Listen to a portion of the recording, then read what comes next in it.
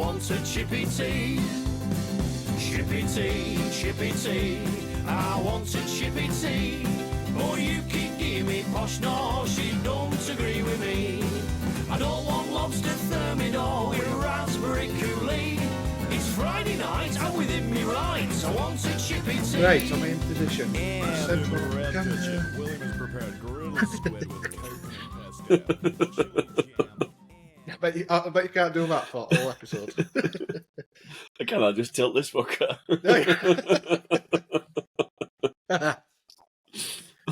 Did you get home safe last night? I like it. The There's question no you have traffic. here. No traffic on road. I've just walked through town just now to park my van and there's nobody about. You'd think people be out and about shopping. Morrison's will be absolutely packed, but Yeah. I guess town's dead. I do want to question that. Did you fly safe? Did you arrive safe? Did you drive? Well, you know, if my plane didn't arrive safe, you'd fucking know about it. People ask It was just more with how was the flight? It was like, nobody asks you when you got off bus, how was the bus? I'm just trying to be polite. Oh, fucking bother next time. No, don't fucking bother next time. Fucking shiny forehead. I'll have to get an app for my shiny forehead. I need to get some an degrees MHM on cap it. somewhere. Oh, you have? I'm going to pester John to send me one. Yeah. I feel like we have to come up with a cop-out excuse of why we didn't do as we sort of promised. We'll just tell the truth. We tried it was crap and weird and awkward. Oh, I don't mind saying that, yeah. Yeah, it was the truth. Right, we're ready? Go on then, episode 67. You sure? Yes. I Right. doubt myself now, but yes. So, I know this dog's going to be an absolute dick. We'll wait till Stop you get into being a really good knobhead. conversation. Stop it. Go sit down. You absolute little dick. He's going to be a little dick the whole time. Give him something So- to rip. Oh, he's had fucking everything before I started. That's why he's being a dick. He's already Like, had right, the boat. there's nothing left you can give me now. I'm going to be a knobhead. You could do it Amazon Man to come with her, couldn't you? Right, here we go. Hold on tight. You suicide riders. The louder you scream, the faster we go. So, welcome to episode 67. 67? That's crackers, isn't it? It is crazy, yeah, because I think I was drunk when I agreed to this. So, anyway. 67, episode 67 of the Chippy Tea podcast. What is the Chippy Tea podcast? It is your chance, your opportunity to catch up and to eavesdrop and to listen in and to watch a video call that happens regularly between me, Tony P from Palm Print, and Danny D, Flipping Sweet Print Co. as we discuss the week's trials and tribulations about what we've been doing that week. Danny used to be a manual printer, but it's not anymore. He's sold out to the big man. And I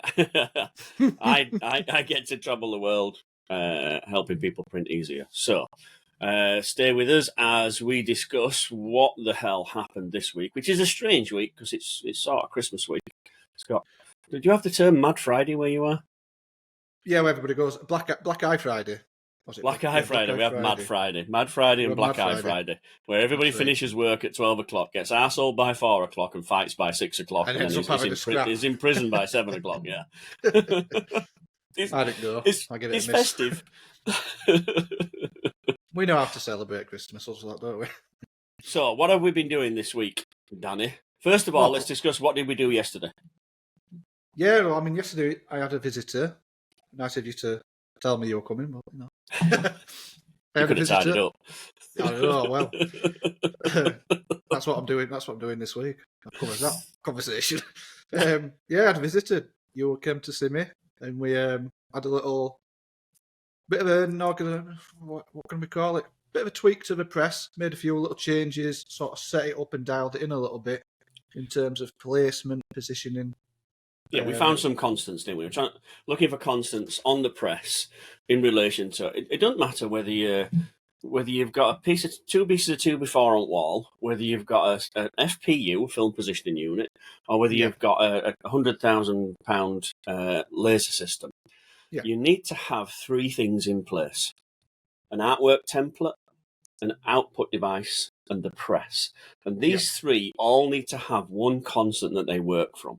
But it's hard to know how to get which one first. And the way we did it was put a blank screen in, find out where the top of the palette was. And you already say that you load to this stitching line here at the end of at the edge of the palette. So that's a constant. So now we just start to measure how many fingernails, toenails, elbow creases, Betty back fats. I don't know, whatever you want to, however you want to say it. But normally it's sort of 75mm drop for a normal chest print. Yeah, and then work backwards from there. Because then once we know that point, we can see where that point lands in relation to the crosses on your FPU. We can then take that back to your artwork department. Is your artwork department in today? I'm here. All right, okay. So in your artwork department, in whichever drawing program you use, Corel. I like Corel Draw. Corel Draw. So then we can start to build a template of then. Basically, for years, because we've not been able to get these constants, the position of the print has been the responsibility of the printer, the operator, the actual the decorator. Yeah. Well, we shifted it back. We've gone, right, okay, no, and it's no longer the responsibility of the screen maker. It's now push it back one more. Artwork. It's now the responsibility of the art worker. They have some constants to work for. Them drawing on a piece of paper that has the collar marked on it. Yeah. So they can quite easily put it up or down where they need to be. I know why we used to do it that way. We used to do it that way to save film, because film were expensive. Yeah, I mean, that was the missing ingredient, to be honest. I think one of the main things was I was a bit pig sicker moving my palettes up and down all the time and not having that constant reference. And it's just because I've not put the time into working it out and getting my tape measure out and measuring the distance, and you just did it for me, basically, which is quite handy. Yeah, just you work did it backwards. In a fraction of the time of what it took me. Yeah. But it's it's good that, because now I've got a constant screen number 1. Never touch those registration dials. Just that straight and central. Straight and central, exactly in a position to match where my palette distance is every time. And now I've got a template in CorelDRAW, which is perfectly. It's got my guidelines, so I know where my collar is. I know where my typical print starts, 3 inch down. I know where my chest badges start. So now it's really easy to drag my artwork into place, send it to print with my reg marks, chuck my first screen on, and then everything else registers to the base print. Yeah. Over time, over the next, maybe the first week of January, those heads will register relative to head 1. The more I do, the more multicolour prints I do, the more times I use all the other heads. Yeah, if you don't move head 1. It shouldn't need much adjusting going forward if I'm careful and a little bit OCD about positioning my films, in theory. Yeah. It's a little bit of it's one step closer to CTS, computer to screen. It's not. I'm sure it's not the same. Obviously, it's not, because you won't pay £60 for a CTS if it was just as good as using film. But I'm sure it's a step in the middle, which will make a big difference. You stand more of a chance of getting a good result out of it for a couple of factors. The number one factor is there's only you, because you've got no friends. That's cool. Totally true. because there's only you, yep. You understand the importance of making sure those crosses are not good, not great, fucking perfect, bob on. Yeah. And you understand that the time spent there is much more beneficial than the time spent chasing it on press. Yeah. So for 100%. you understand that process. Number 2, there's nobody else to control, and it's your gain. Yeah, you gain from it. So it's much easier for you to control. And the number 2, you're not a high production shop. No, so not really. Because you're not a high production shop, it's not a matter of how many screens a day you can make. No. Which in some shops, it's like, right, we've got 200 screens to make today. Mathematically, it's only possible to make 165. So, don't stop for anything. In which case, your accuracy goes off a little bit. Yeah, that's true. That's if we're using placement, and also, if you ever use carrier film, you've got to be bob on with carrier film. Well, you know what I think to those things. Getting rated bin, absolute shite. Some people still use them. Like I say, I tell the story of the 85-year-old down in Oxford, and he's better than any computer-to-screen system I've seen. It's decades of using it, though, isn't it? Well, not only that, but you look at all the people I do see over the year, and I've only seen one. It's like the girl that sets up in America fucking faster than a registration plate or a Trilog pallet. It's absolutely superb. It proves it can be done by a human, but out of all the people I see setting up, she's the only one. Oh, yeah. She's the sole. When she's taken out of the equation because she's got stomach bug or something. Pregnant, full of arms and legs, Pregnant. Stomach bug. When she's full of arms and legs, there's nothing we can do at all. No. So I guess, that falls on me now to be as OCD about my film positioning. Get that as bang I think you're possible. up to it. I think I'm up to it, honestly. It reminded me a little bit about screens as well. There's some, obviously, this happens every time I get anybody in. It's not a slight on any one individual, but I'm pulling screens out and I need to do this. I need to do this myself. And now I'm not going to go down that route because the easy option for me would be for me to say, right, I'm doing screens. So what I'm going to do is I'm going to do screens of the first week of January. I want to test new chemicals. I want to, just go back over the whole process and get it right myself. And then I'll pass that information on to Jack when he comes and we can get the screens where I need them. Because it's like you say, when I'm positioning films, I will take that time and I will get it exactly as I want it. If I ask somebody to go do it for me, we'll chuck it on. Yeah, that's good. Move on to the next. And it's not the same, and it's exactly the same with screens. Those little marks on frame that I'm seeing, nobody else would notice. Nobody else would think about it. And it doesn't affect the print. Well, it does, because if there's a little marks on frame, that gets on your fingers, and you pick up white shirts, and then before you know it, if I can rub my finger on a frame and it changes colour, then what's that going to do to shirts? It's not clean enough. No, it's not. No, and I always say you wouldn't. You look at somebody's hands and you're like, well, they're all right. They're clean enough. Would you go in your own wardrobe with them? Would you open your wardrobe at home and touch every piece of item of clothing you have with those hands? And usually, no, I wouldn't. No. Well, then don't pick up a customer's shirts with them. Yeah, every now and again you see Instagram posts and you see people with inky hands, and I'm like, how?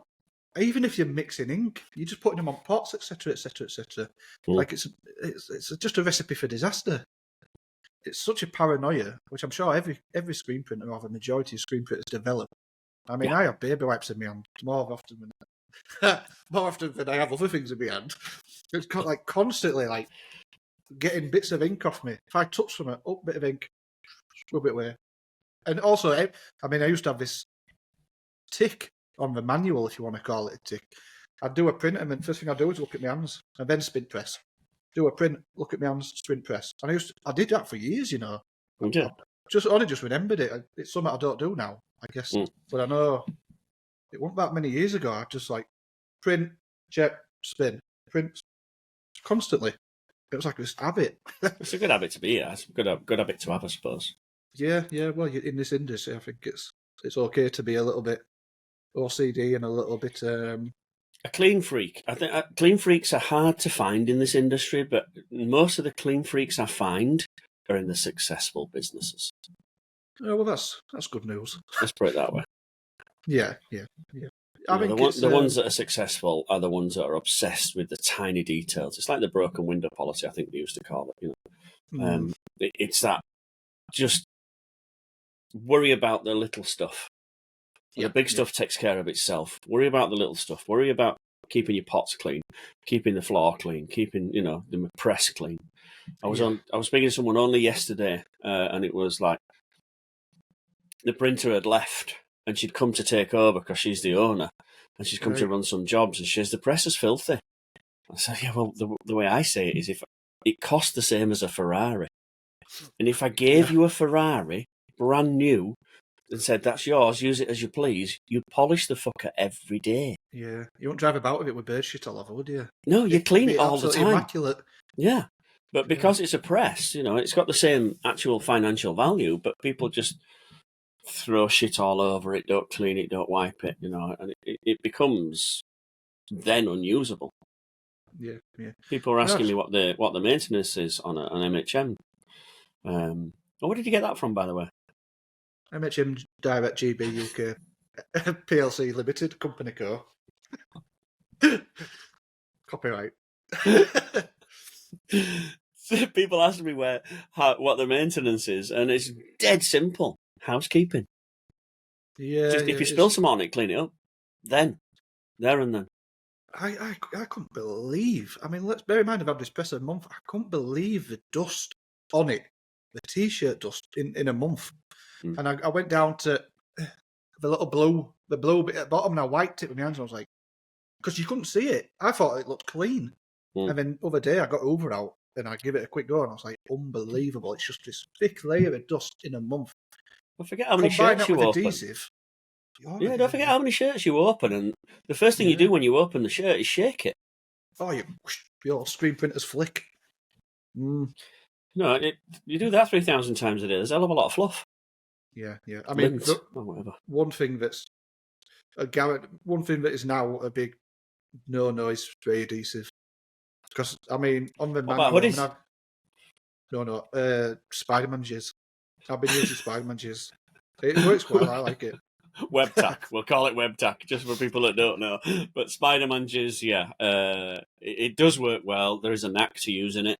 I don't profess to having it. I get a little bit messy with mine. I'm finding it. I'm getting used to it, and I don't. What brand have you picked up? That 10 sort. That yeah, purple. It's a purple can. I could go F20 stuff. Yeah, F20. Yeah, I've actually got some. Do you know what it was originally used for? Don't you? Yeah, it's just upholstery. There's a carpet and upholstery glue.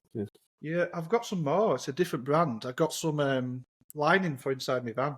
You line you inside the vans with like a flexible carpet. Oh, so you can't hear kiddies' screams. Yeah, I know what you mean. Well, yeah. Wow, that's a bit dark. Happy Christmas, everybody. Oh dear. So when I'm doing school run, I'm carpet. Ooh, it's gone worse, hasn't it? No, stop now. Anyway, it came with some glue to tack it on, and it's the same stuff really. It's just a different brand. I'm going to try that when this stuff runs out. But I've just been using the cans. I mean, I am very tempted to try the canister, the gas canister, the actual with the car spray. I think I'm going to try that. There's a couple of downsides to that. I'm not going to run it down, but there's a couple of downsides to that. Number one, you have to buy everything in the first place. So there's an initial outlay on the hose and the gun. So that's the initial outlay. That gun has to be kept clean. Yeah, because the cans come with a load of spare nozzles. So I'm not sure how the gun works. You have to clean it. Take it apart and clean it like you do a car spraying gun. Oh, right. But then there's the canisters. So I don't want to run anybody's product down, but do your homework on number one, transporting the canister, and number two, getting rid of the canister. Oh, yeah, interesting. There is a cost. You can't put this in normal refuse, normal bin. And because it's a pressurised container, there's usually an excess to pay on transporting it, which you don't find out until you've placed the order. So just do a little bit of homework, work that price in, and then say to yourself, you know what, I'm all right with the cans. Cans are all right, aerosol cans. Yeah, possibly. I'm getting used to cans. At first, I mean, to be honest, the only thing I quite enjoyed using them when I tried them last about a year ago, I guess. I quite enjoyed using it until I ran into a problem where I did a load of expensive hoodies, and it all stuck to inside the hoodies. And what I worked out was, in all likeliness, it was just a temperature thing. I think to use that product, you need your pallets at a temperature. They need to be hot. Pallets warm, yeah. On an absolute tangent that we hadn't done for ages. just because you've said it. Do you think a heating element inside the pallets would work? Oh my god. You just blow my mind. I'd save some messing about, wouldn't it? I tell you what. That's not a bad shout, that, is it? I don't know. I've thought about it and thought, So, you get... I know it's you possible because I asked the question if it's possible, but what downside would it be to like water-based ink? Would it make it dry on the screen? And I'm thinking no, because we want the temperature to be between 60 and 80 anyway. Do you know what? It could actually be. It'd make the presses very expensive and very energy. But you're only swapping one thing for another. In my head, I can see car windows or underfloor heating. You see that tube that runs. If you've almost got that built into a honeycomb pallet, and you just literally tell your press, right, I want it to be this hot or this warm. Ain't that a good idea? So, Don't know. I pass did that on. actually. I've actually said, to a machine manufacturer, is it possible? And absolutely, on some of the ovals, they've got a PowerPoint there, ready and available. So maybe. I Watch tell this you space. what, somebody jump on that and give Tony commission. I want. No, I I'll want have a bit. full credit for it. Can I have a bit just for moral support? Yeah, okay. You get an MHM cap. Oh, that'd be good. Yeah. Sorry, that were a tangent. You're on about temperature of your pallets for glue. Yeah, I think if you're going to make that product work for you successfully without destroying garments, you need your pallets up to temperature. Otherwise, it transfers or it pulls away with the hoodie. And that experience put me off using it. I didn't chuck it in bin, but I put it to one side, put it in the theoretical bin, and then I was speaking to Alex. I was speaking to Alex not too long ago, and he swears by it, and I thought I'm gonna have to give it another go. And yeah, it's all right. Don't mind it. But then I speak to people that swear by print grip. Well, I did. I absolutely loved print grip. I really did, and I found it very difficult because I took on the product in as a sort of a research, and I loved it, but there was just this little nagging. It just wasn't printing how I liked on a manual, and I always had this. I think at the time I thought, sort of put it to one side and said, on an auto, I'm going to revisit this because I think I would have an easier time. It's because I can control the variables. It's just a number. It's not an and. It's not a feel. You know what I mean? And I felt like I'd have more control over the print. And what it was, I was getting pickup. I guess the screen wasn't quite clear, and there were little bits of little dots in the Aquaflex that were coming away from the screen. I wasn't looking at a clear mesh, and I never found the reason for it. And I'm sure it was one of the hills: speed, pressure, durometer, angle. It was something like that. But for the duration of the time I had it, I didn't put my finger on which change I needed to make it work. But I think on a auto, it'd be good to revisit because it's far easier to find that variable. So you're literally changing the dial one way or other, or you're just putting a different durometer on. I like that. I really liked that product. The only downside for me was you chucking your mess all over the floor. I've seen a lot more of it. Because it's good. It's good. Very good. I've seen it in auto shops as well. I think that's where it belongs. Now, we discussed this before. Certain auto shops, those super high production shops, as you said, might disagree. Depends where you're at. I don't know. I think it's going to be.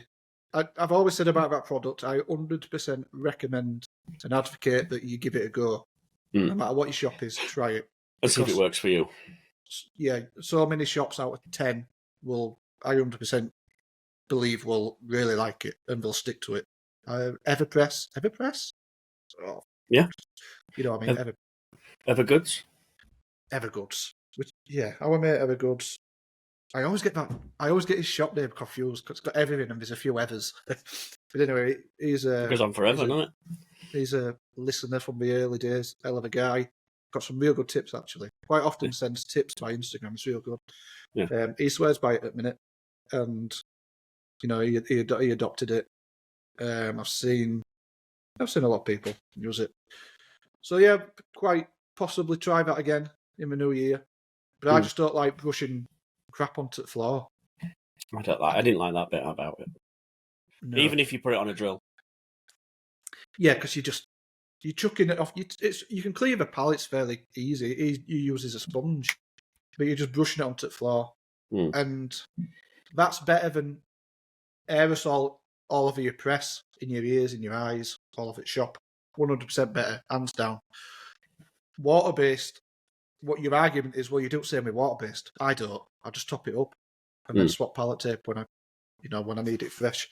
Yeah. I use water-based slightly wrong. I apply the adhesive. I don't then scrub it to freshen it up. I just put some more on. I was at a place in New York, and that's what they were doing.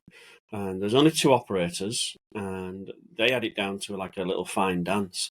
So when it was time to re-glue the pallets, they'd spray water. So the guy would pull the shirt off and put it on the dryer, and then spray water. Yeah. And then the guy that was going to load would scrub with the blue pads, the blue scrubbers. Yeah, Jiffy pad. Yeah, and then dry with an old T-shirt and then load. And the whole process only took about 6 or 8 seconds, but they had it down to a fine art. I reckon if I did it, it'd probably take me about 15, 20 seconds, which, when you're doing that every third or fourth revolution, probably take me about 15, 20 minutes. It eats time, yeah. I'm just going to hold it there because my dog's been a dick, and I'm going to make a coffee. So just all right. Well, hold I'll that go for thought. a wee then. I'll go for a wee. You go for a wee. I was waiting for you. Chewed up my post. Oh, bugger. Stolen underwear. There's a You rule. have got your S&M gear, whatever they call it. BSM, Whips and tassels. If you have a Springer, right, if you've got a Springer Spaniel, you'll have a dirty house. It'll be loud and everything. But the one thing to fear when you've got a Springer Spaniel is a quiet dog. If that fucker's quiet, he's up to something. Yeah, good kettle. What kettle, like flipping? Boom, like that. About a minute. Yeah. Got one of those hot taps. No, I wanted one, but I just couldn't fucking justify it.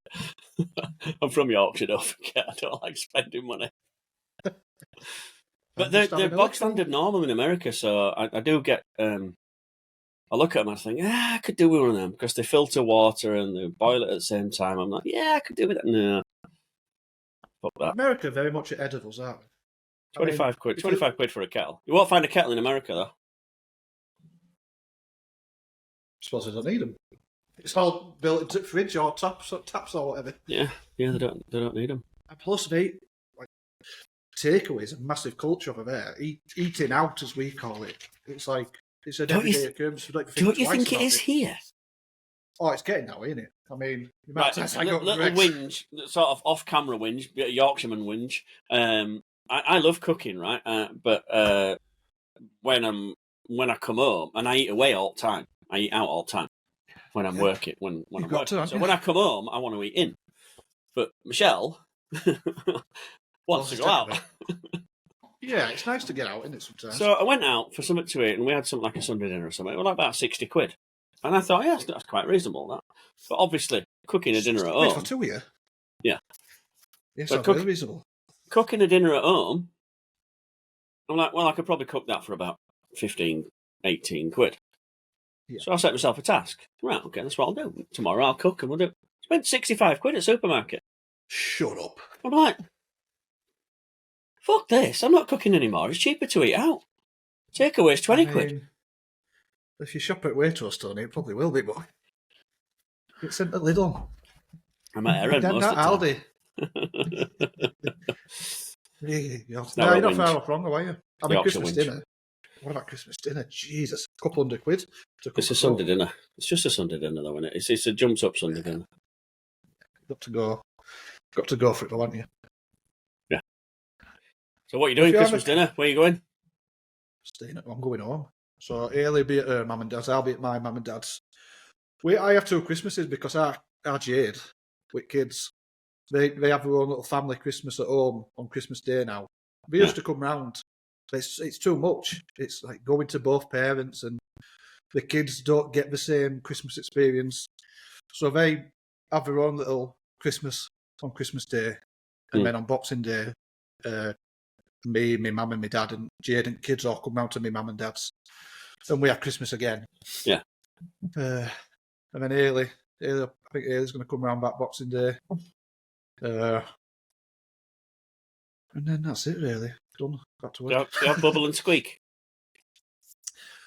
No, unless I sort of catch them before they chuck it in bin. I like it. I'm a good cook, you know. So I introduced Americans to Bubble and Squeak. Yeah. After Thanksgiving, which is like their Christmas dinner. It's like a big Sunday dinner.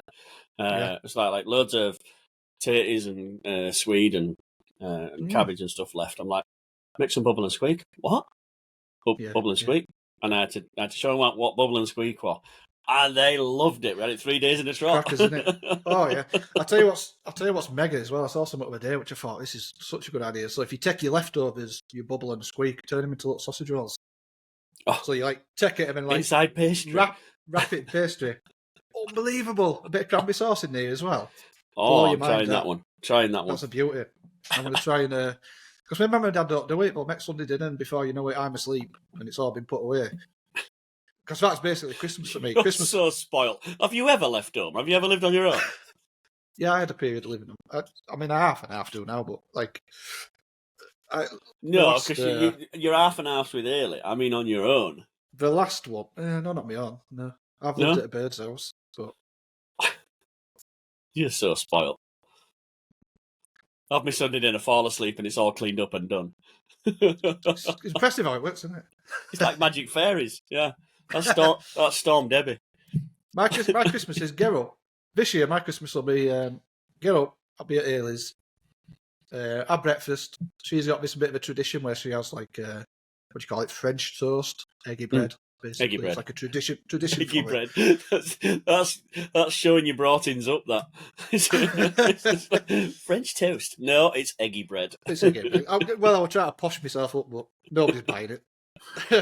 And so we're getting up having that, and then I'll drive home, see my mum and dad. She'll drive to theirs, and I'll have my Christmas dinner. And within an hour of that Christmas dinner, I'll just fall asleep every single year. I'll just go upstairs, lay on my bed. Oh, I need 5.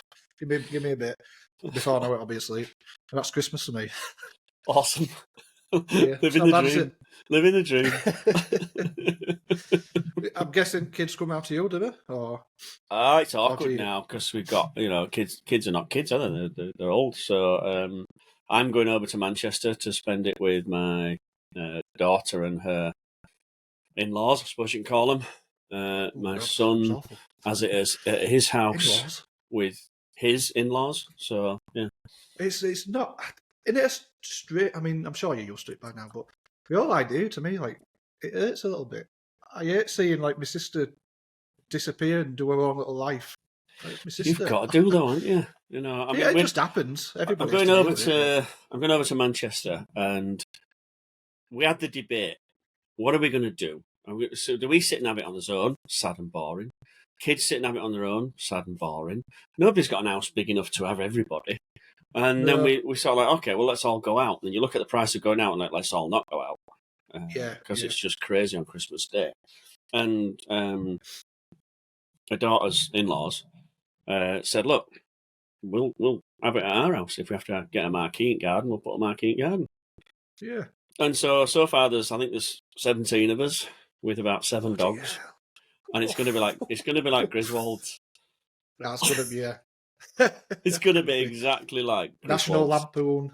Yeah, the Christmas. Household. Yeah, and I can't wait for it. I think it'd be great. Yeah, because the alternative, we've had Christmas on its own. We're eating it off your knee, and it's sort of it's a the bit same sad. thing, isn't it? Yeah, it's a little bit. Yeah. I'm all right. I'm a very unsociable person. I'm happy in my own company. You don't like people. It don't bother me. But No. I can see why a lot of people. It must be nice just to get out to family and have a load of you around, and everybody's in such a good mood as well. It's that's alcohol.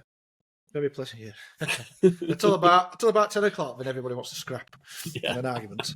Yeah, after a game of Cards Against Humanity, and you're all like, "Oh, I can't believe you said that." Yeah. Christmas. Right, that's that wrapped up. Next topic. Done. Yeah. Only a small tangent. I'm gonna have a quick sip of my protein shake because that's what I do now. Now that it's New Year, I'm healthy again. It's not yet. You've got a week yet. Not far off. Yeah. You know, you can't You're just have the sick, eh? protein shake. You have to do the gym bit as well, though. Yeah. Oh, that's a bit I'm worried about. Those. That's how it went wrong for me.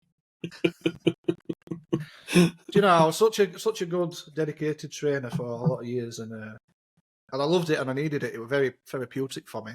And business I love running this business, but it gets in the way so much quite often. It gets in the way of real life, yeah. It does, yeah.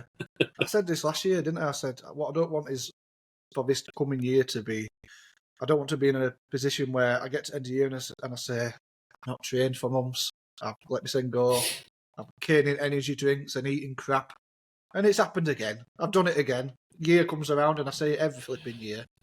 And I'm looking at that behind me and I'm thinking, that was always the key. I've always sort of used that as... We can get a little bit deeper about this, actually. I mean, almost for 10 years, that's been the goal. That's been everything to me. Nothing has been more important than getting that. And my lifestyle, training, going out, having mates. I don't have mates. And, you know, like looking after myself falls second to the goal of achieving that, or the goal of making the business a success. And that was just a symbol of success in my head. So that's sort of always 4 weeks overrides. in, do you feel like it's everything you dreamt of, or do you think there's something else now? I've never got that feeling. No, I've never had that feeling. I've never had that. God, it's here. I've never had that relief that I've achieved it. I've ticked that box. I've done everything that's been driving me up and down for so long. I've never had that feeling yet.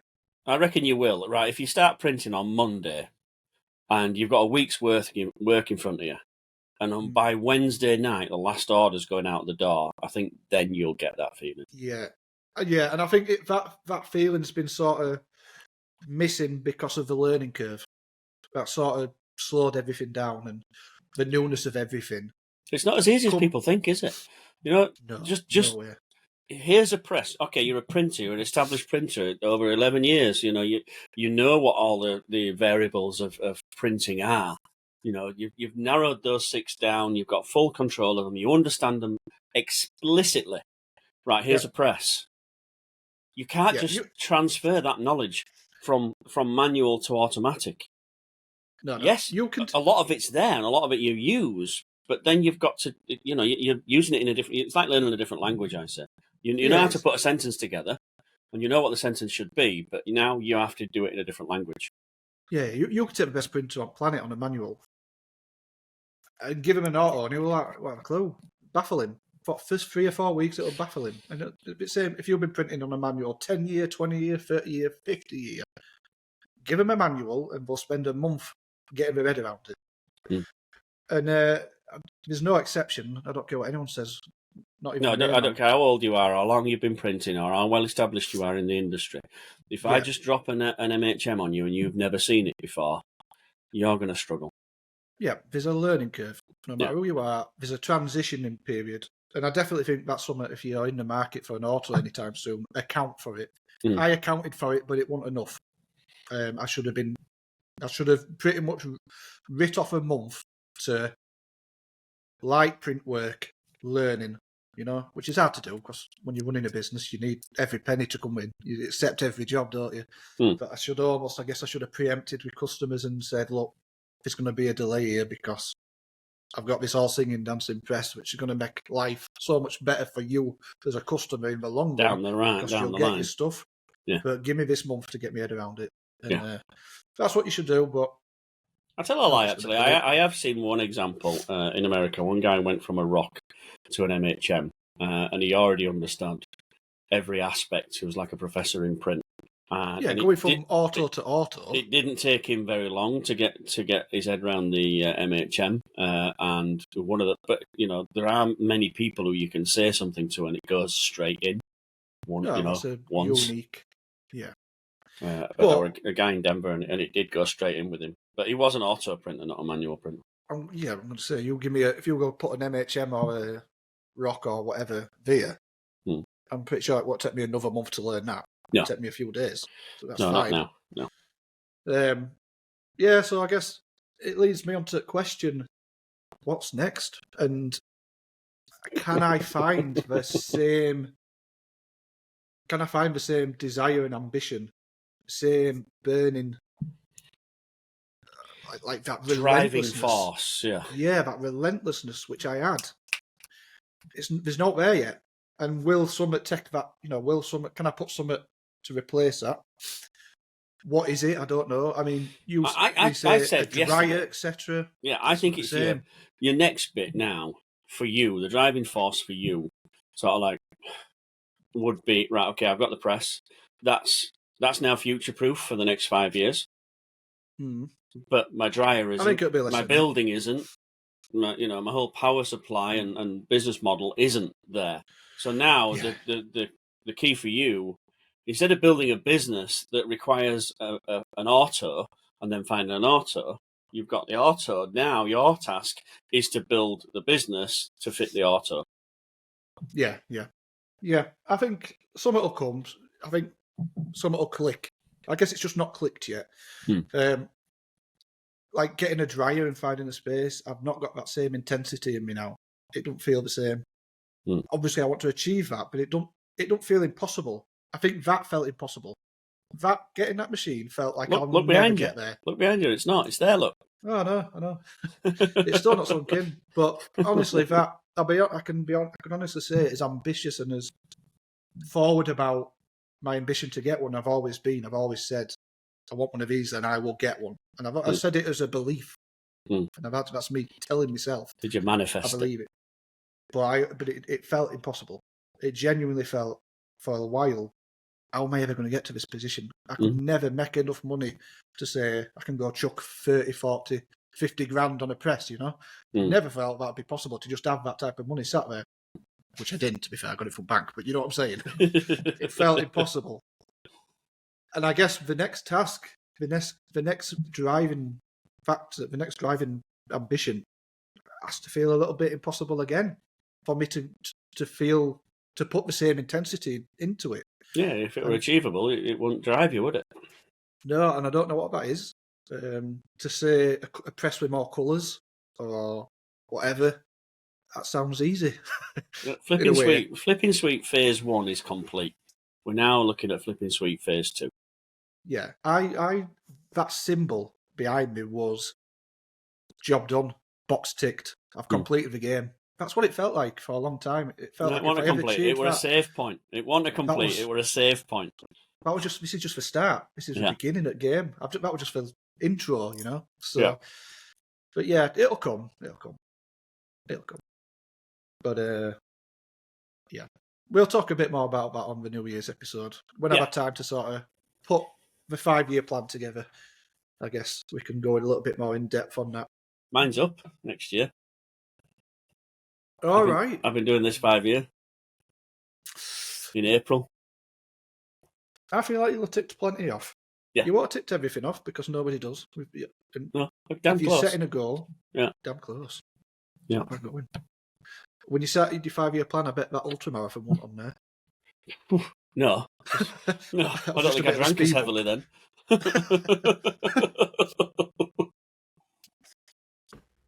No, I didn't know. Never again? See how I didn't say no? See how you had to think about it? I know, yeah. I'm missing the training. Yeah. I really am missing the training. So I mean, it's personal, but I tried when the marathon was done in September, September. Tried replacing it with heroin. Yeah, it was nowhere near as big a kick. So I stopped training, obviously, because there's no point now. I've done what I was supposed to do, and obviously I got like the girl off Willy Wonka that goes blue and like that. Yeah. So you'll just have to star in the next Avatar. Yeah. So I thought, okay, well, I'll start training again after about 5-6 weeks of rest and doing naught except eating pizza and drinking beer. Surprise, surprise, I put weight on. So right, I'll start running again. And I couldn't do it. I had no desire at all. So I rings my running coach up, said, okay, help me out. Let me do some running again. She said, oh, okay, what's your goal? I said, I ain't got one. What do you mean?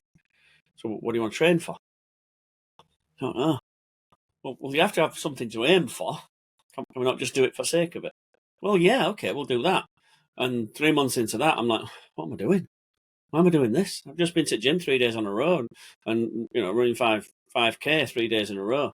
And I've got another one to do Saturday. And I'm like, Why? why? Yeah. You need a So goal I to think drive I'm going you, to don't have to come up with an event. You do. Will it be an ultra marathon? No. But I might have to come up with an event that I can run. So I've got something to train for. Do something a bit funny, just like general fitness. General fitness is not doing it for me. It's not as Tell you big what, enough. mate. It's not a big enough drive. You might enjoy something like a Tough Mudder, something like that. Because it's a similar type of thing, but there's obstacles and stuff like that. I mean, you might break your knees on way, like. Yeah, Michelle's done one, and she showed me pictures Really? of it. I'm like, I'm not doing that. Not a I pro. think I'm not it'll doing look that. Yeah, No, I think it look quite fun. Define fun. All right, we'll do one. Yeah, I'd do one. I'd enjoy it. No, You know, I've got yeah, but I said it was this time last year. I said I was going to do a strongman competition in 3 months. Yeah, And that's all gone out at window. So much for that ambition. To be fair, though, I didn't expect that to take over my life. So There yeah, it I'll get goes. back on it. But yeah, similar type of thing, isn't it? That you've got to have a goal. You've got to know what your goal is, and you know what got to know. And it's I got really to be big. enjoyed it. I enjoyed the goal aspect of it. The sort of like having something to aim for. I really did. Didn't think I did at the time, but yeah, I did. Good. Right, shall we talk about printing again? Yeah, sorry. What shall we talk about? Shall we have a listener question? Let's go for a listener question because I've got a couple. We keep saying we'll do one and we never get round to them. So let's have a listener question. Well, I've had a couple. Since as I am now Palm Print PA, I've had a couple of questions. So we've got one from Mike at My Shirt Shack. And I'll read the whole thing out. Let me read it out. Hey, So, Danny. Mike at Hang next on. year. Yeah, Mike at My Shirt. No, Mike at My... Oh, yeah, it's both, isn't it? My Shirt Shack / Next Gen. Yeah. Hey up, Danny. Thanks for stickers and coasters. That's all it got. It's got pride of place on me cornet. I'm currently on episode 40, so he's slacking a little bit. So Yeah. not that dedicated. And you and Tony have shown I need to improve my pre-press. Hope you don't mind me asking, but I have the same wall-mounted coater from Vastex that I think you have, but I am considering an auto coater. I can't find much info on them, but so far I've found the Anatol, about 14k, the Zentner from John, or the Grundig. And just wondered if you had much Grunig, luck. yeah. Grunig. Wondered if you had much luck looking into it, or if it's something you and Tony could talk about. What is the better options? Or if your mate David Dickerton knows of a cheap one knocking about. I'm sure she does. I'm sure she's probably got one off eBay for about 13p. Yeah. Probably got 3 at Buggers as well and made a profit from selling them. Bought 3 of them for three co-op food stamps. Yeah. Yeah. Hi, Sarah. Auto coater. Okay. Number one, it's the most important thing to put into your shop. Into your screen room. Okay. I talked about my ambition. That could have been one of them. Or that So, could be a driving goal next. and the reason being, without getting too technical, it takes away a variable. It means all your screens are coated at the same thickness, speed, pressure. And as much as you may be capable of doing it, I challenge that you're capable of doing it the same on a Monday as you are on a Friday. And I also don't like the fact that it relies on, if you're not there, I can't coat screens. So It gives you the ability to control one of the most important variables, which is EOM. You now have the option to, or you now have the ability to control EOM, which you can't do by hand. No. It's sort of potluck in it. Yeah. But the which is best really coaters in important. the world can't do it by hand. Can't control it. Not to within the degree we want to control it to. Now, you could go down the horrible slippery slope of, they're only fucking T-shirts. It doesn't matter. But then, it doesn't matter what mesh you use. It doesn't matter what tension you've got. It doesn't matter what blade you're using. It doesn't matter what angle you've got. At some point we've got to say, right, we want to control every variable that we're capable of controlling. So I absolutely 100% agree. Buy a coater. Buy it before anything else you buy in your screen room. Which one to buy? Okay. I would say... Just go to John at MHM Direct, GB. He'll hook you up. He has actually got a cheap one coming through. Yeah, there you go. Gonna get there quick before Sarah laps it up. He's buying it from Sarah. She's got a container full. It's gonna be about 15 grand profit. Which one to use? Okay, if we take the brands and the brand names out of it, floor space, there are some that only just go through a single normal door. And most people have only got single normal doors. There are some that are tabletop, so obviously that's a better use of space, footprint-wise. Yeah. So in other words, you put it on a little table. There are some single screen and double screen. In my opinion, forget the double screen unless you're over 200 screens a day. It's just not important to you. Single screen's much, much better. It's less to clean up. It's more control. Everything's done at the same point. The whole coating of the screen takes less than a minute, so you don't gain anything by having two screens. The actual moving of two screens eats more time, unless you're in a huge shop with more than 4 presses. Yeah. What it does? So they all have a speed control. They should all have a pressure control. And they're all usually the same angle. So there are 2 main types, single coater, double coater. So single coater just has... What the fuck are they? Where is that button? Let me turn it off. I don't even know where it is. No, I don't even know where it is. Just leave it, I enjoy it. It adds a bit of something. You just like to see me getting annoyed. So, without talking with my hands, single coating trough, double coating trough. So the really cheap ones just have one at the front and you spin the screen round.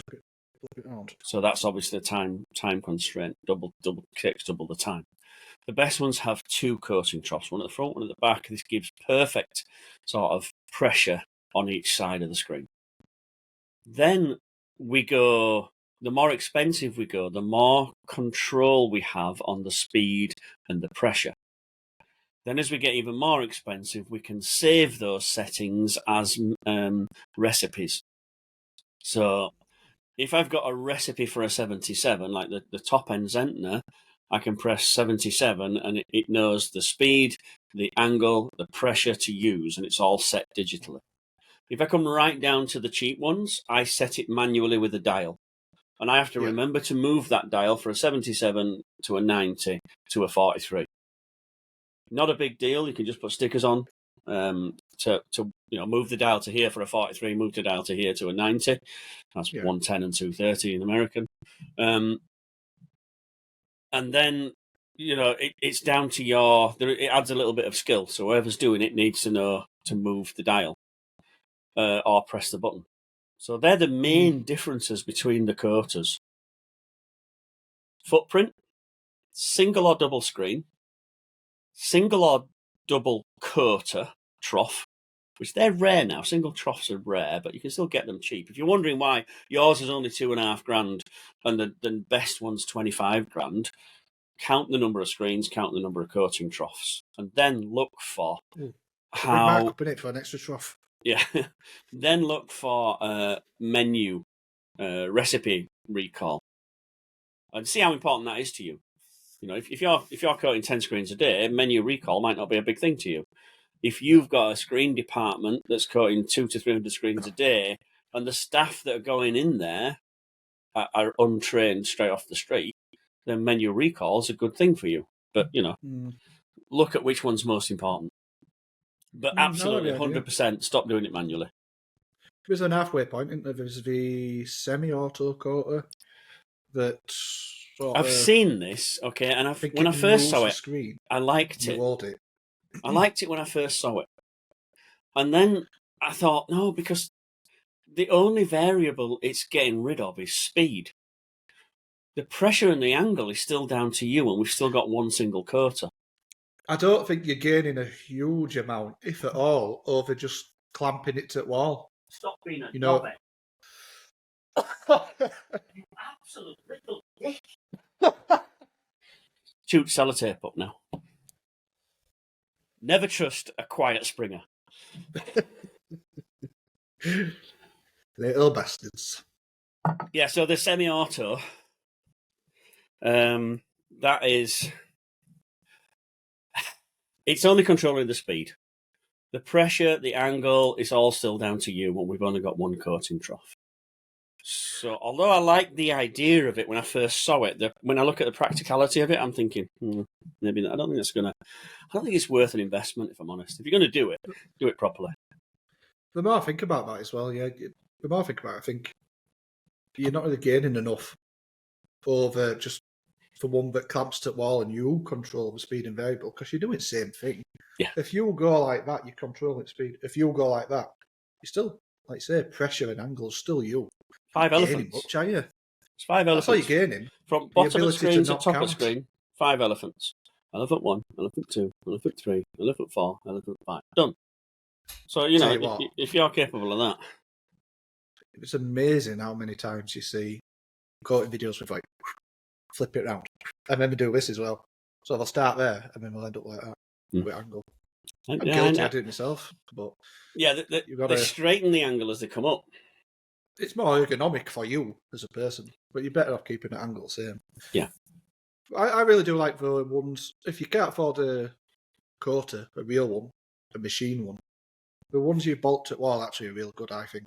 Because it just makes your life a little bit easier. You can control it with 2 hands and do a much better job. I think if there's anything I'm good at in this print shop, coated screens is one of them. Quite alright at it. Yeah. I get a decent screen out. So, yeah. But yeah, so we've got many options really for the auto screen. It wouldn't be fair of us to say, don't get these two with shit, get this one. But go ask John. Some of the And put Chippy Tea and get 25% off. use our discount code. I might have made that up. That might be a lie, but you can always try, can't you? Yeah, you always try. Yeah, I saw your product on Chippy Tea, and therefore I'm going to buy it. There you go. That sentence, if people can just start using that sentence a lot more, that'll make our life a lot easier. Yeah. So yeah, get an auto coater. Should I get one or not? Absolutely get one. Which one should I get? Look at your floor space, look at the number of screens you do per day, and then look at your budget. Just need to find a bargain. Sarah. Yeah, she'll sort you out. Yeah. She charges about 10% nowadays, I think. Yeah. And most of them aren't heavy power users. So if you're like Danny and you can't turn kettle on and print at the same time, then they are usually run off a 13 amp. Why don't you try that sentence without tearing sellotape in front of your microphone? Oh yeah, that's right. If you're like Danny and you've got fuck all power, yeah. If you're like Danny and you've got no power, then most of them only actually use a 13 amp plug. Most of them. Just air pressure in it. I mean, obviously. But there's a motor running up and down, usually on a belt. No, they're not air. I think the semi ones are air, aren't they? Air powered. It's hard to get an even distribution, an even movement with air because it's usually a cylinder, and you're squashing the cylinder like that. So the actual movement up and down, that is motor, and then the movement in and out, that's air. Well, there we go. So that answers your first question.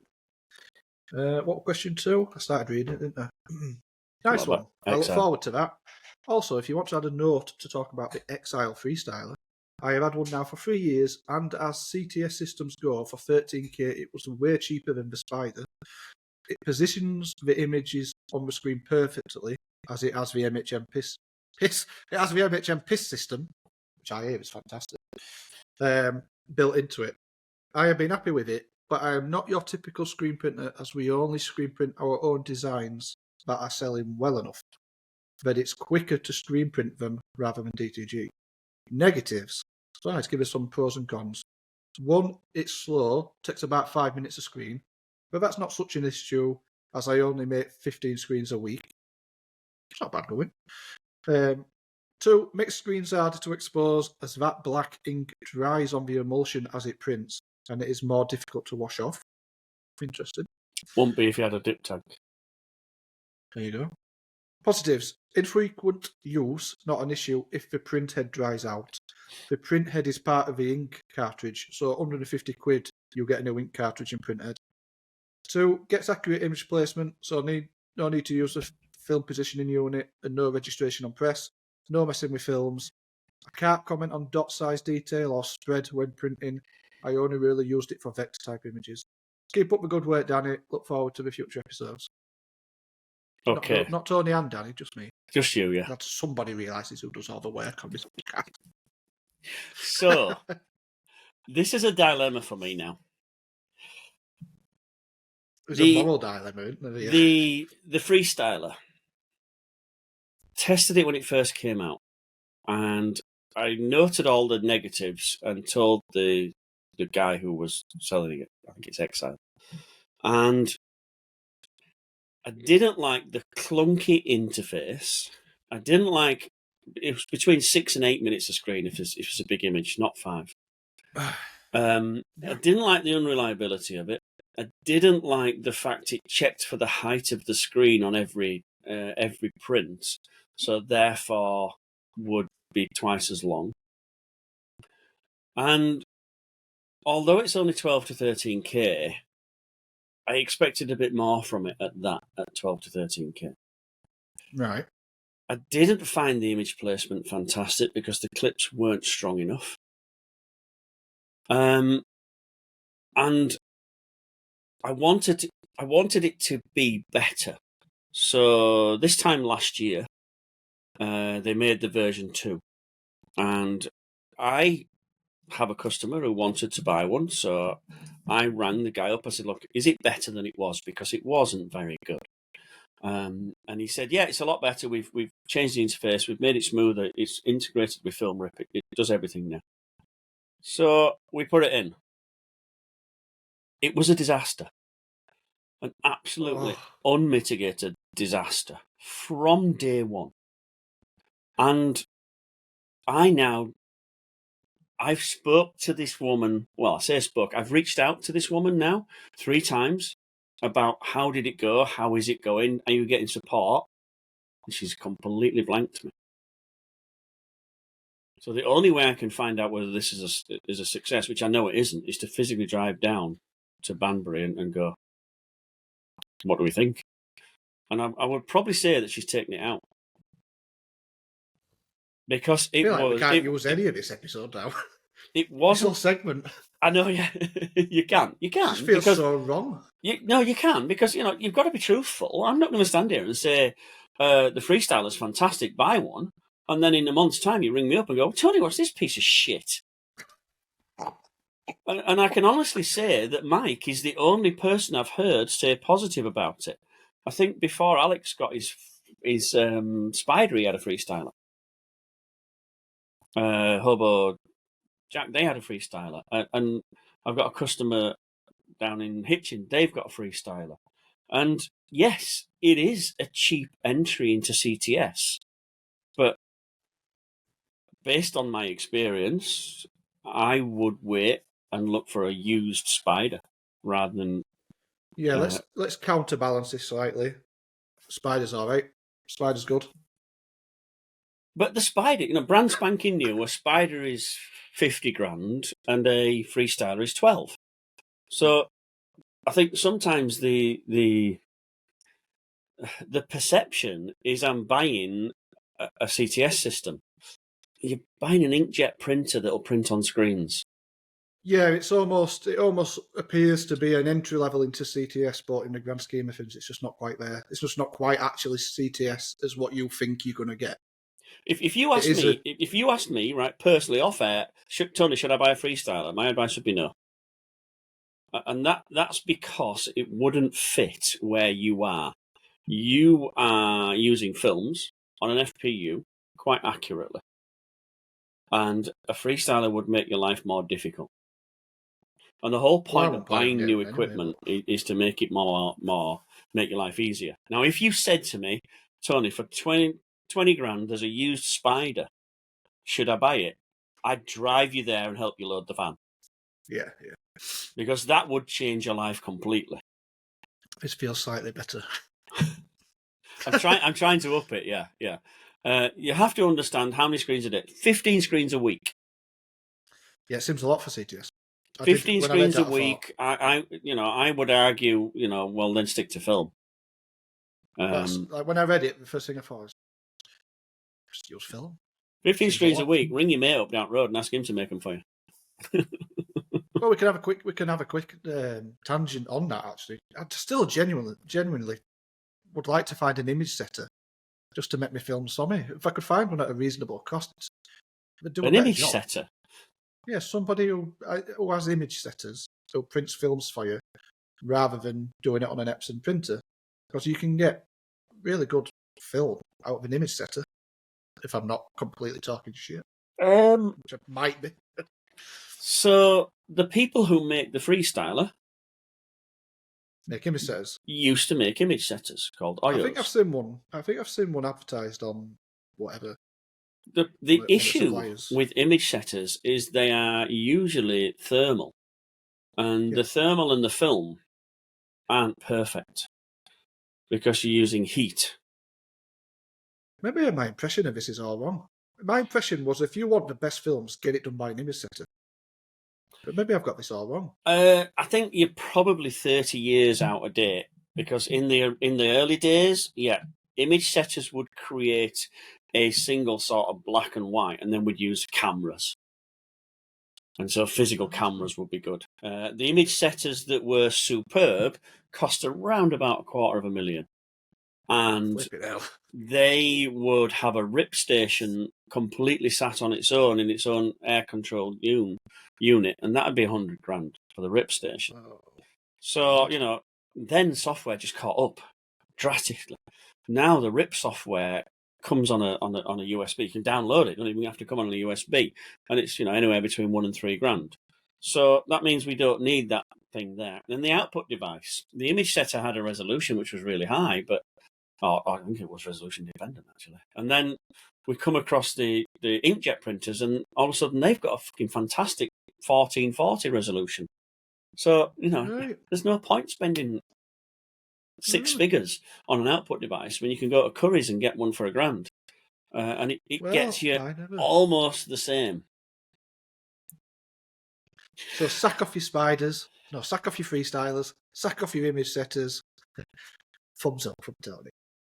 I look in the issue of fairness. I'll get a video testimony from the guy who sells the freestylers. If I can't get him on live, I'll get him on here to back his. I'm not sure he wants to talk to you right now. To back his product, it'd be all right. It'd be fine.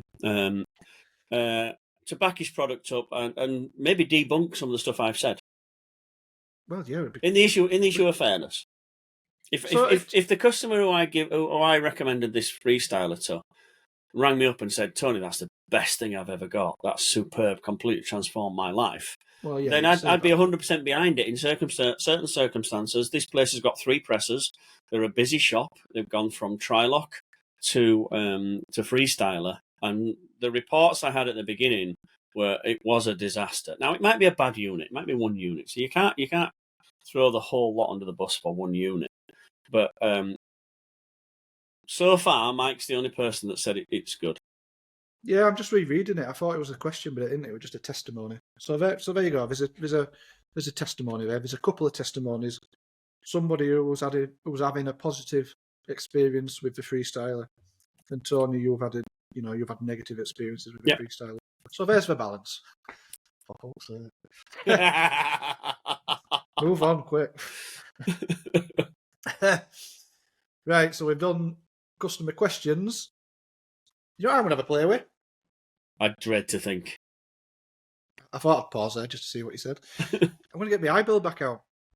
You get your what? Remember I went for my high build back out. All right, okay, yeah.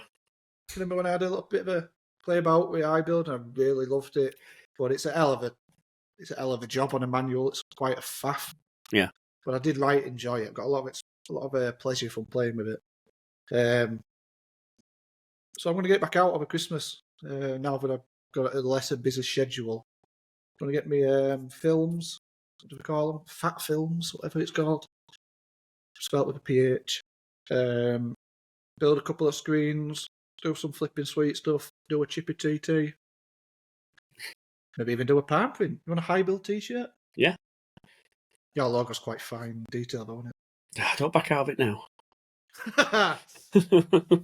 it? Yeah, just purely for my own satisfaction. It's been something that I've not touched in a 6 month or so.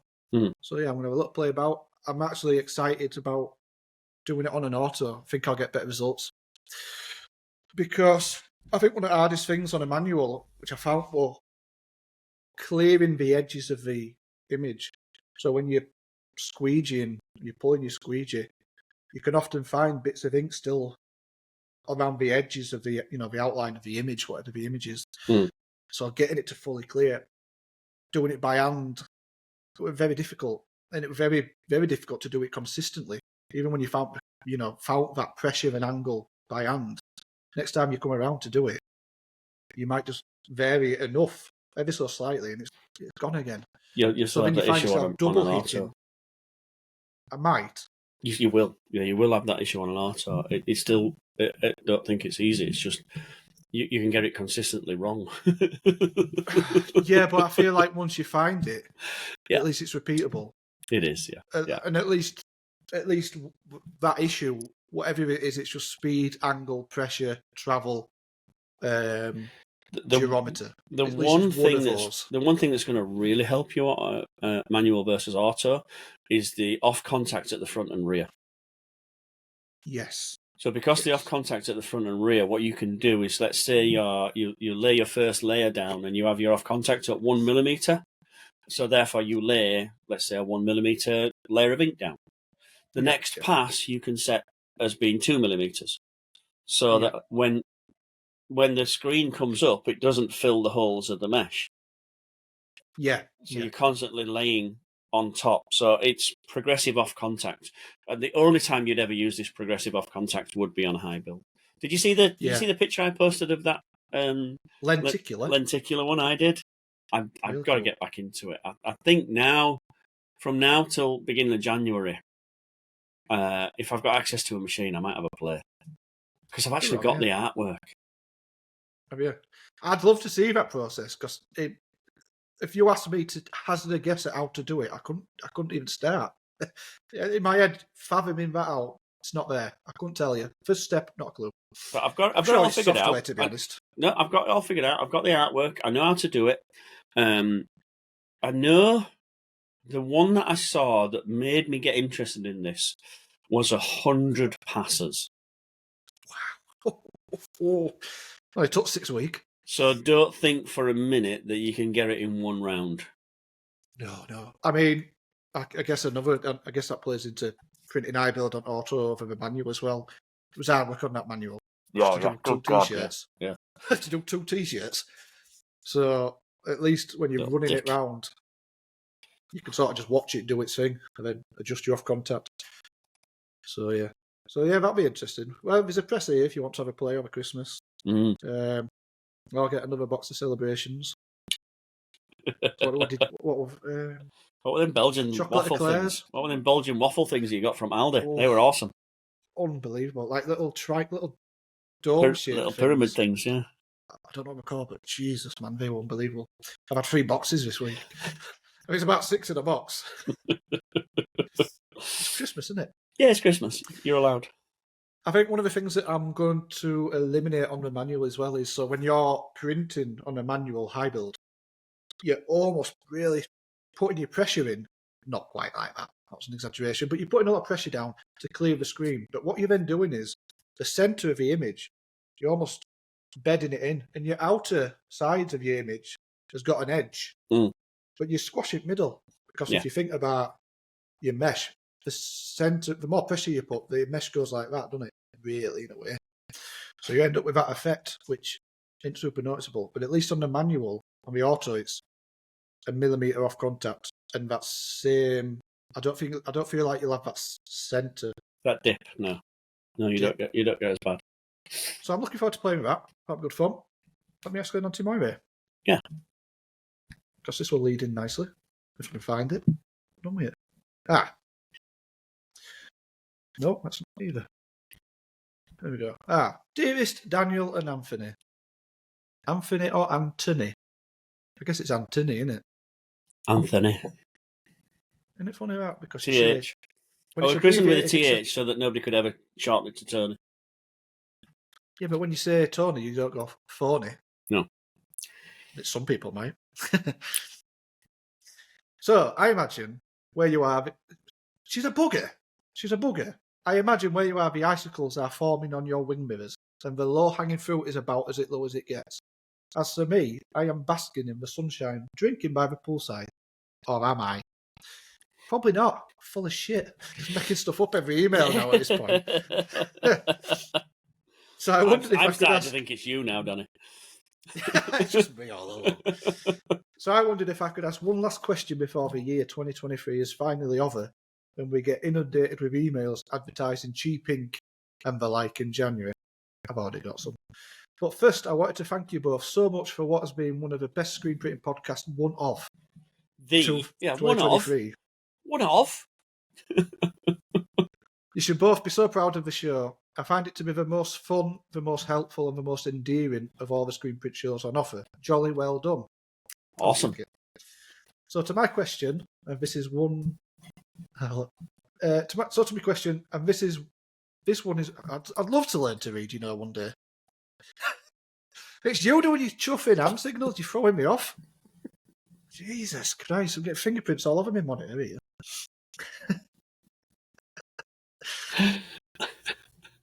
I felt bad for that comment. When if you do out naughty, you have to put your fingerprints on. I've not got none. I've worn them off.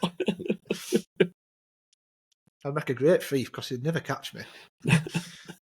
The festive season is here, and it's time to put your feet up. And we all need something to distract us from the constant business thoughts that are hard to put out of our minds. Can you both tell us what 3 things, that's 3 things, you will do this Christmas to take your mind off everything to do with work, business and screen printing? Your answers cannot include getting bloated, listening to the King's speech. Wait, I definitely won't be listening to that. Or watching any Christmas specials that might be on box. So 3 things that we're going to do each over Christmas just to get his mind off things and just take a break and switch off for a little bit. Well, you've already covered what one of mine is, which was Family Day, the Griswolds. That's going to completely take my mind off work altogether. I think spending time with family, especially when I work out how much I'm away. I just had a look at a little app I've got for my hotels, and 38% of the time I'm sleeping in a hotel. So for me, it's spending time at home with the horrible dog that eats everything, even though he eats everything. Spending time with him and the kids.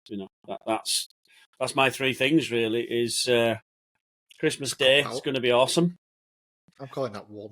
No, Christmas Day. 1 Christmas Day. 2. Getting my kids together and having sort of like a nice family day, which is hard when they live in different places, and just spending time at home.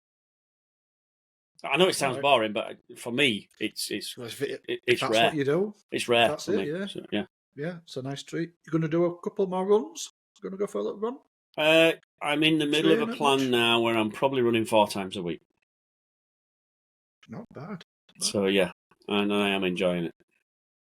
Park run every Saturday morning. So I do a park run on a Saturday morning, which is a 5k run round the local park, and I've got to love it again. What about you? Fuck all. Something that I actually genuinely struggle with is switching off. And I'm hoping, again, going back to that symbol, that box being ticked, part of it was it would restore a work-life balance, and I can pick up the things that were part of me personality growing up, the hobbies. I used to go fishing all the time. I was obsessed with fishing. Hmm. I was a really good fisherman as a kid. It was just part of me growing up. It was part of my personality, and you couldn't, anybody who knew me associated me with going fishing all the time because I was obsessed. And it's little things like that. I'm going out on my push bike and my training. It's just gone. Just lost it a lot because On your as I push say, bike. Can't be a push iron, can you? pedal pusher. Yeah. It's the stuff that just gets left behind, and I think it's very sad. It's very sad to let that happen. And I guess it's part of becoming an adult, isn't it? You become an adult, and a lot of people just get snowed under with the career or the work or whatever it is, and that type of stuff gets cast aside as just I used to do this once. It's hard though, isn't it? Because we've got to earn money. We've got to provide for your family. You've got to do what you're supposed to do, and then you're supposed to fit in, be a professional fisherman, or run marathons. It's hard. It's hard to get that balance right. Yeah, it is. But it'd be nice to restore it a little bit. So this Christmas, I've made it pretty clear to everybody that I could do with a little bit of fishing tackle, a few bits just to get out. Sit. Well, you're on coast. Look where you live.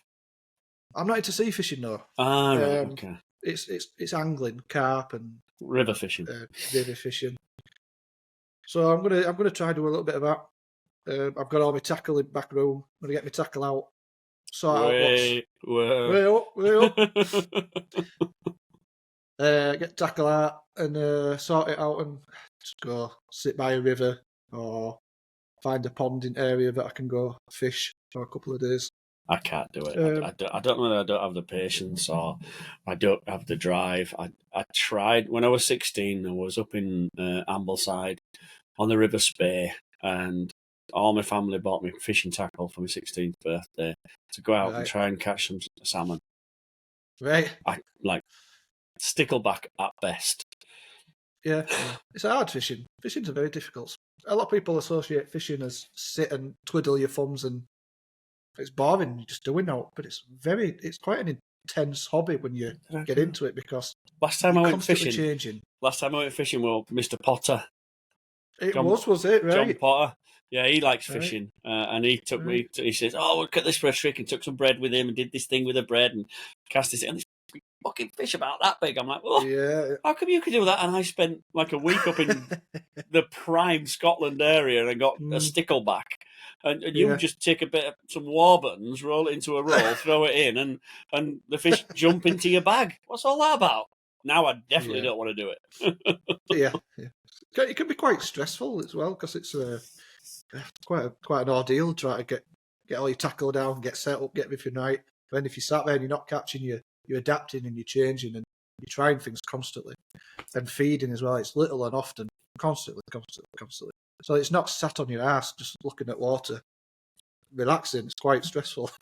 And I think that played a part in putting me off it for a few years because it was like stressful at work and then I went and had a stressful day not catching fish. But anyway, yeah. Restoring the balance. Taking Jack out, is that part of you? Little knobhead.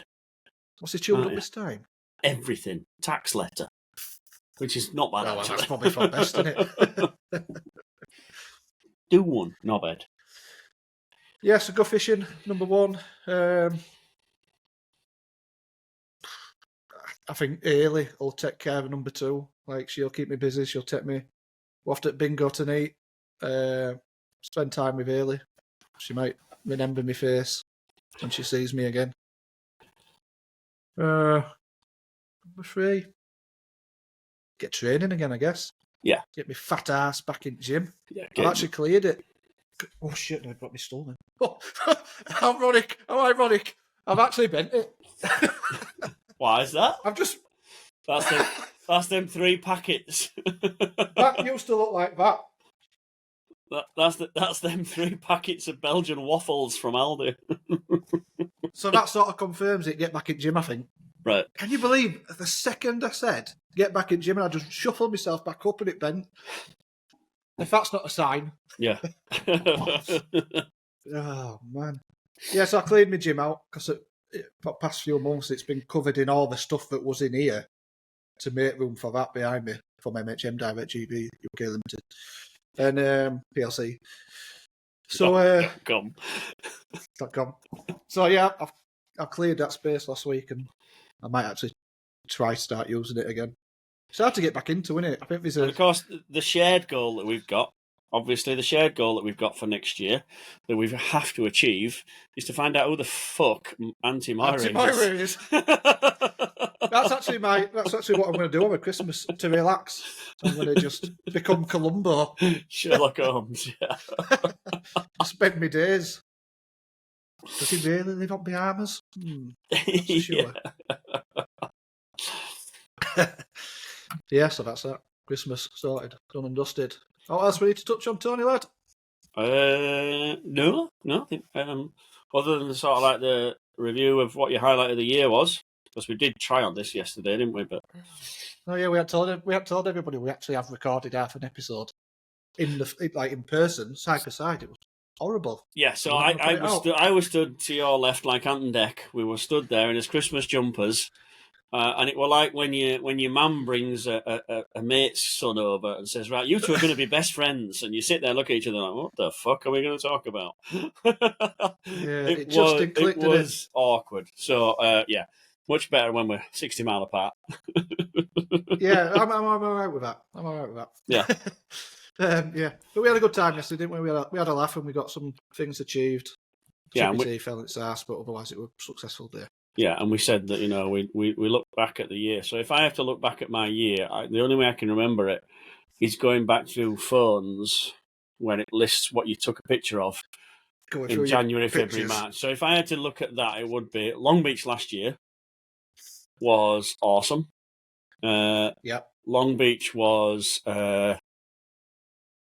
again, a really good event.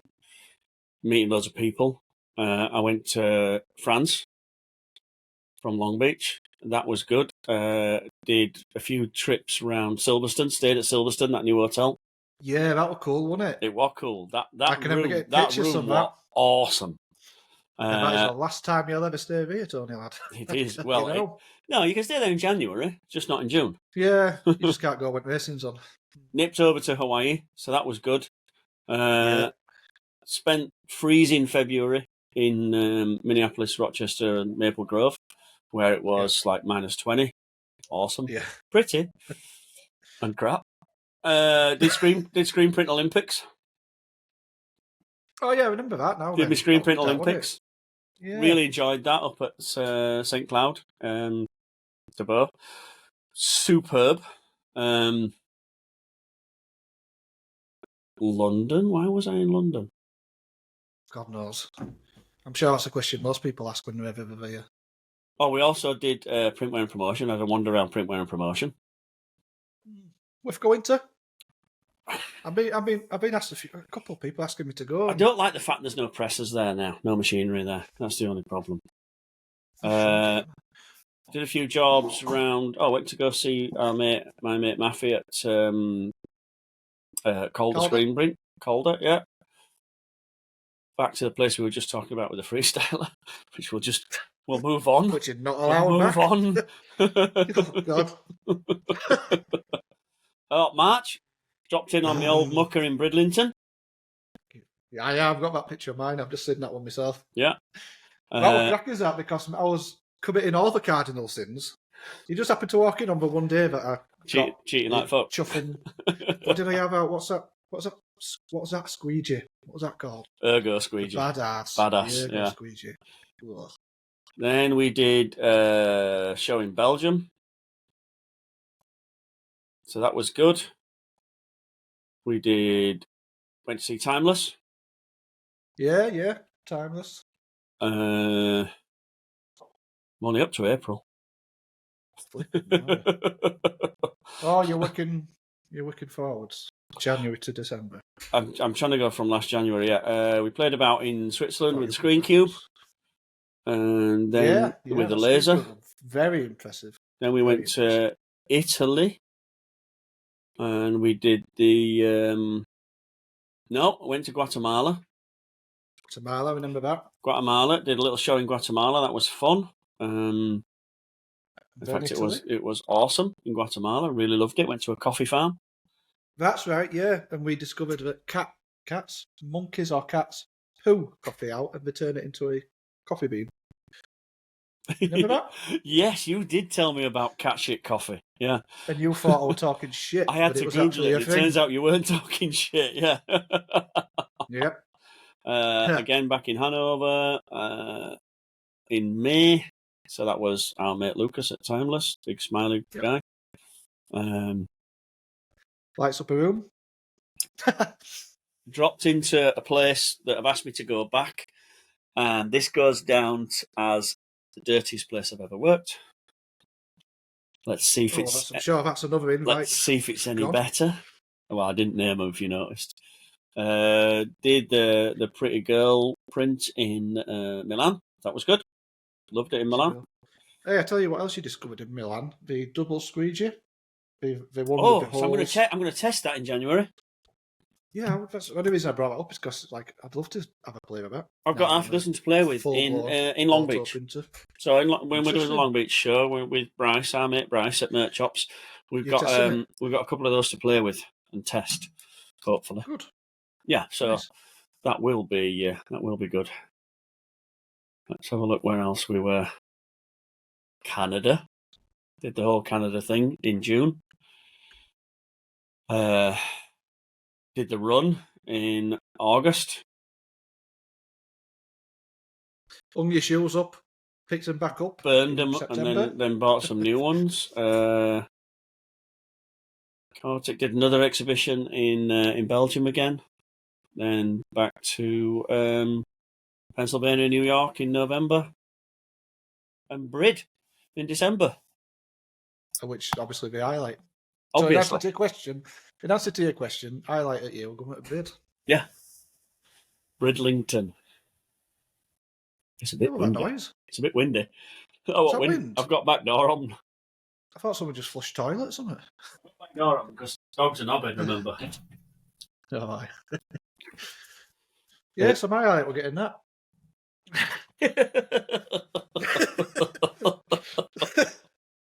Okay. If there's anybody still listening. You want to elaborate on it?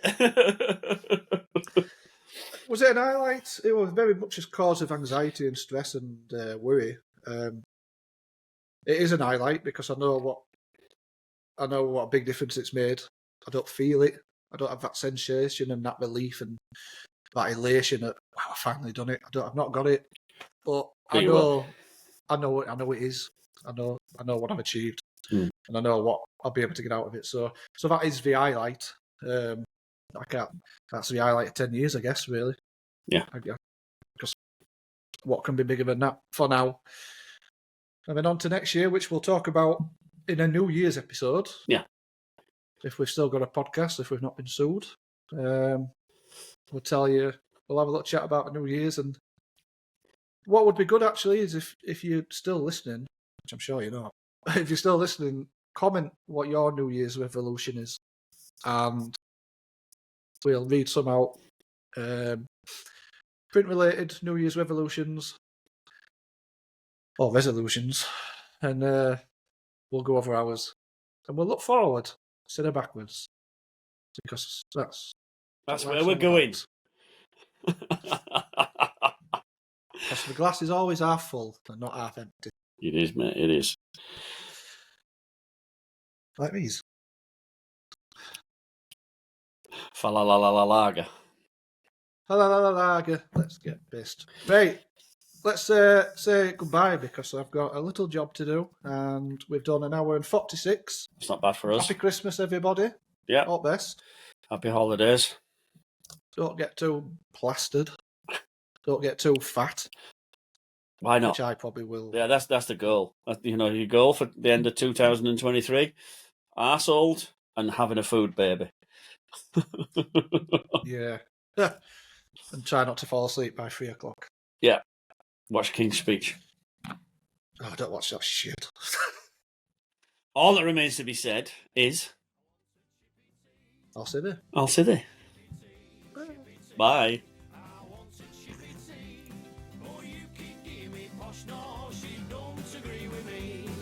I don't want lobster thermidor I wanted Chippy Tea.